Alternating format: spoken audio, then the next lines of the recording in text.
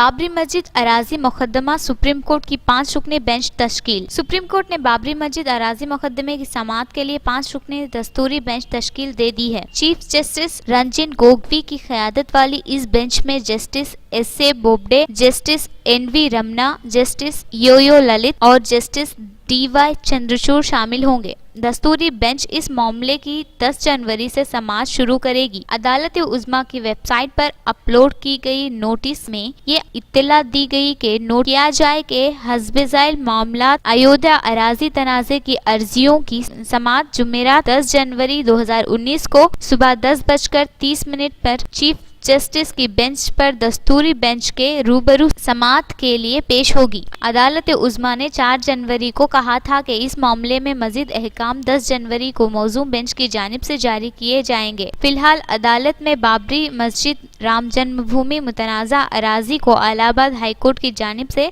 एक फैसले के जरिए 2010 में तकसीम करने के अमल को चैलेंज करते हुए दायर करदा 14 अर्जियां ज़ेर समाअत हैं। हाईकोर्ट ने 2.77 एकड़ मुतनाज़ा अराजी को सुन्नी वक्फ बोर्ड, नरमोही अखाड़ा और रामलाला के दरमियान मसावी तौर पर तकसीम कर दिया था।